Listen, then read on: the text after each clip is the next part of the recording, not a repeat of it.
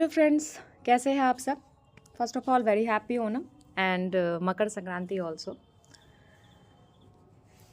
Last video में मैंने preservation techniques की बात करी थी, जिसमें कि हमने रेफ्रिजरेशन, चिलिंग और क्यूरिंग, जो काफ़ी इंपॉर्टेंट है, एग्ज़ाम में हमेशा आते रहते हैं उससे क्वेश्चन। क्यूरिंग एजेंट्स से काफ़ी क्वेश्चंस आते हैं, और जो ऑक्सीडेशन स्टेट्स वगैरह होते हैं आयरन के, ये सब क्वेश्चंस आते रहते हैं।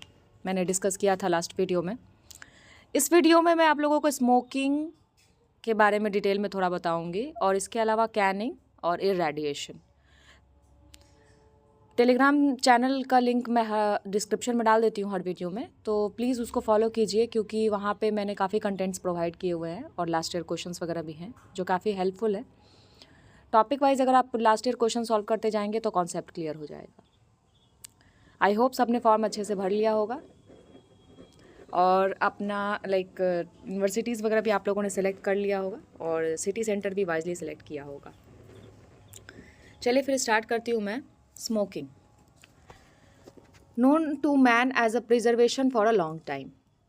Meet is subjected to smoke house where saw dust और हार्ड वुड। यही क्वेश्चन बनेगा, कौन से वुड यूज़ करते हैं, किस टाइप के वुड यूज़ करते हैं, सॉफ्ट वुड, हार्ड वुड, या क्या यूज़ करते हैं। सॉ डस्ट रहेगा ऑप्शंस में, वहाँ आपको टिक करना है। Are subjected to a combustion at a temperature of 300 degree C. ठीक है, देखिए कितना हाई टेम्परेचर है। High temperature desirable to minimize the production of carcinogenic compounds. Next point देखते हैं। Smoke generation accompanied by formation of numerous organic compounds, aldehydes, ketones, organic acids, phenols and their condensation products. ठीक है, इसमें most important याद रखने वाली चीज़ क्या है कि इसमें फॉर्मल्डिहाइड का फॉर्मेशन होता है, जो फ्लेवर भी ऐड करता है। ठीक है, aldehyde and phenols condense to form resins. ये रेजिन्स जो है ये एक ऑर्गेनिक कंपाउंड है, हाईली विस्कस लिक्विड होता है। ठीक है, नेक्स्ट पॉइंट देखते हैं। Contributes most of the colour of smoked meat products. Phenol acts as bacteriostatic. ठीक है, एंटी बैक्टीरियल भी है स्मोकिंग। ये हेल्प करता है किसमें, मीट को प्रिजर्व करने में, as it is bacteriostatic. Formaldehyde acts as bactericidal compounds besides imparting characteristic smoky flavour. Formaldehyde यहाँ बहुत इंपॉर्टेंट है, ये क्वेश्चन पूछता रहता है, आया हुआ क्वेश्चन है। एक फॉर्मल्डिहाइड जो है वो स्मोकी फ्लेवर तो ऐड करता ही है, इसके साथ साथ क्या है, बैक्टीरिसाइडल प्रॉपर्टीज़ भी है। ठीक है, बैक्टीरियाज को किल करता है, इसीलिए फॉर्मल्डिहाइड काफ़ी इंपॉर्टेंट है।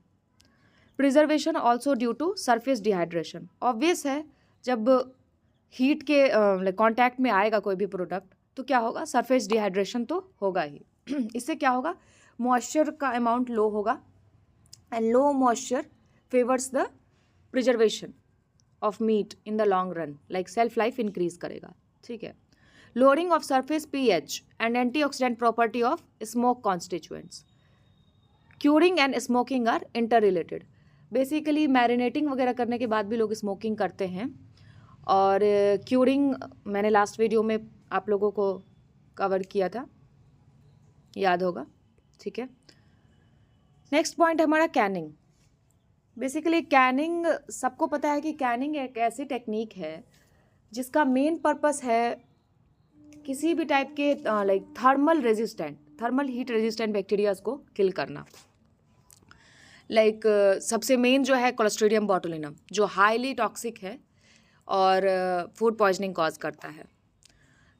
कैनिंग का मेन पर्पस ही यही है कि जितना से जितना हो सके मिनिमाइज किया जाए माइक्रोबियल लोड को फूड प्रोडक्ट्स में। So basically canning applying heat to sealed food container in order to destroy microorganisms. ये जनरल पॉइंट है। Thermal stabilization of a product in hermetically sealed containers.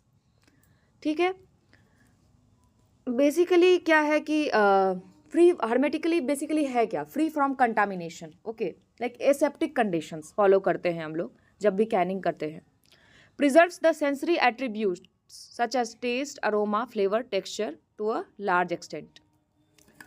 और canning के दौरान हम लोगों को सबसे इम्पॉर्टेंट जो चीज़ याद रखने की होती है वो लाइक हेड स्पेस, कितना हेड स्पेस छोड़ा जा सके, क्योंकि कैनिंग में क्या होता है कभी कभी ओवरफ्लो हो जाए, इस चीज़ को रोकने के लिए। और bulging of cans, spoilage of cans, hydrogen swelling, different type के स्पॉयलेज को रोकने के लिए हेड स्पेस छोड़ना भी ज़रूरी होता है। वैसे जनरली तो ये 2.5 सेंटीमीटर के अराउंड होता है, ठीक है। कभी कभी ऑप्शंस में डिफरेंट टाइप के लाइक वो इंट्रोड्यूस करते हैं कि हाँ 0.5, 2.5, तो वहाँ थोड़ा ध्यान देना होता है। Have a shelf life of at least 2 years at ambient temperature. Canning process का फ्लो चार्ट देखते हैं हम लोग, ताकि इजीली रिमेंबर हो जाए हम लोगों को। So basically lean and clean meat taken and mixed with gravy, prepared using condiments, tomatoes, dry spices and salt in water। जो स्वीट प्रोडक्ट्स होते हैं उसके लिए हम लोग सिरप यूज़ करते हैं, और जो सॉल्टी प्रोडक्ट्स होते हैं उसके लिए ब्रिन यूज़ करते हैं, ठीक है। ये स्पेस को भी फिल करता है, प्रोडक्ट और कैन के बीच जो स्पेस होते हैं उसको फिल करते हैं। इससे क्या होता है, कैन की फिलिंग अच्छे से हो जाती है, ठीक है, और प्रोडक्ट सेफ रहता है। ये मेन पर्पस है। cooked for some time so that all the ingredients get properly mixed in the water। ये पॉइंट था आपका। नेक्स्ट पॉइंट है mixed then pre cooked at 70 degree C for 15 minutes। Okay, filled in cans by leaving proper head space. ये मैंने अभी बताया था, head space छोड़ना क्यों ज़रूरी है। कभी कभी लाइक मैंने बताया 2.5 के अराउंड हेड स्पेस भी छोड़ते हैं हम लोग, 2.5 सेंटीमीटर। हेड स्पेस छोड़ना इसलिए ज़रूरी है क्योंकि ये bulging of cans, like hydrogen swelling, flat sour spoilage, this type of like spoilage can be prevented by leaving proper head space. Exhausted to remove the air from the container. Bulging को रोकने के लिए क्या करते हैं, can say air को remove करते हैं। इसके बाद सीमिंग है, seaming to remove the air from the container. अब सीमिंग करते हैं, ठीक है। सबने टाइप्स पढ़े होंगे, 2 pieces कैन, 3 pieces कैन, उसमें सीमिंग अच्छे से क्लियर किया हुआ है। Seaming is done and then retorting. अब रिटॉर्ट पाउचेस वगैरह भी हैं मार्केट्स में, काफ़ी अवेलेबल है, जो ready to eat food products के लिए काफ़ी मास बेसिस पे यूज़ किए जाते हैं रिटॉर्ट पाउचेस वगैरह। इजीली हैंडल भी किए जा सकते हैं, काफ़ी पोर्टेबल भी है। नेक्स्ट पॉइंट है thermal processing to achieve sterility, then cooling and then storage. ये था आपका कैनिंग। ये फ्लो चार्ट याद रखिएगा, इजी है, किसी भी प्रोडक्ट का ये मैंने बेसिक फ्लो चार्ट बताया है यहाँ पे। नेक्स्ट पॉइंट है आपका डिहाइड्रेशन। डिहाइड्रेशन काफ़ी इंपॉर्टेंट रोल प्ले करता है प्रिजर्वेशन में। सरफेस मॉइस्चर को रिड्यूस तो करता ही है, इसके साथ साथ ये क्या करता है, माइक्रोबियल लोड और उसके कंटामिनेशन को प्रिवेंट करने में काफ़ी हेल्प करता है। So like dehydration, food dried and exposed to a temperature high enough to remove moisture। Freeze drying, इसमें जो सबसे important है वो है आपका freeze drying। Freeze drying involves removal of water from a food by sublimation। अब ये sublimation क्या है, लिक्विड से डायरेक्टली लाइक सॉलिड से डायरेक्टली क्या हो रहा है, गैस में कन्वर्ट हो जा रहा है, ठीक है। इसमें लिक्विड स्टेट आता ही नहीं है, ठीक है। लिक्विड स्टेट को स्केप करके डायरेक्ट सॉलिड टू गैस में लाइक कन्वर्ट हो जाता है, इसी को हम लोग सब्लिमेशन बोलते हैं, ठीक है। Keeping it under vacuum and giving a low heat treatment. Meat is first frozen at -40 degree C, ठीक है। फ्रीज ड्राइंग, नाम से ही पता चलता है, like as the name says first freezing and then drying. So will do the freezing at -40 degree C, then dried under vacuum for 9 to 12 hours at low temperature in plate heat exchanger at 1 to 1.5 mm pressure of mercury। Okay, the next point is ice crystal gets sublimated to water vapor, ठीक है। no rise of temperature, directly आप देख रहे हैं sublimation हो गया किससे, crystal से वाटर वेपर में, लिक्विड स्टेट का यहाँ कोई इन्वॉल्वमेंट नहीं है। ये है आपका फ्रीज ड्राइंग। नेक्स्ट पॉइंट जो है वो है इरेडिएशन।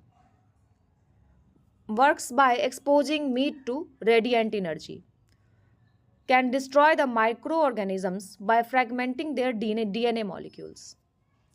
इरेडिएशन जो बेसिकली है उसको हम लोग कोल्ड स्टरलाइजेशन भी बोलते हैं, क्योंकि इसमें हीट का कोई इन्वॉल्वमेंट ही नहीं है. इसमें बेसिकली हम लोग यूज़ करते हैं गामा रेज, कोबाल्ट 60. सो यहाँ क्या है, बेसिकली न्यूक्लियस जो भी माइक्रो ऑर्गेनिजम्स होते हैं, जो बैक्टीरिया होते हैं, उसके न्यूक्लियस को ही डायरेक्टली अटैक किया जाता है और वहाँ उसका कंप्लीट डिस्ट्रक्शन हो जाता है. रेडोराइजेशन, रेडापर्टाइजेशन, रेडिशिडेशन, ये टाइप्स होते हैं इरेडिएशन के. इसमें इसको किलोग्राम में बेसिकली हम लोग डिनोट करते हैं. ठीक है, इरेडिएशन ये डिटेल में प्रिजर्वेशन टेक्निक्स में हम देखेंगे. Microbial destruction takes place without significantly raising the temperature of food. बिना टेम्परेचर फूड का टेम्परेचर इंक्रीज किए, as I said it's cold sterilization. क्या करते हैं, माइक्रो ऑर्गेनिजम्स का डिस्ट्रक्शन हो जाता है. और यहाँ डोजेस डिवाइडेड होते हैं कि हम रेडोराइजेशन में कितना करते हैं, रेडिसिडेशन में कितना करते हैं. As I said gamma radiations produce desired effect only during food irradiations. Dose of 50 to 100 kilorad enhance the shelf life of fresh meat cuts and poultry products by 19 days. ठीक है, ये सारे टेक्निक्स हमने देख लिए हैं जो प्रिजर्वेशन से रिलेटेड हैं. अब नेक्स्ट वीडियो में मैं टेंडराइजेशन बताऊंगी आप लोगों को, या फिर कुछ एक टॉपिक रह रहा है रिचुअल स्लॉटरिंग ऑफ मीट, वो भी देखेंगे. तब तक के लिए मिलते हैं फिर से नेक्स्ट वीडियो में.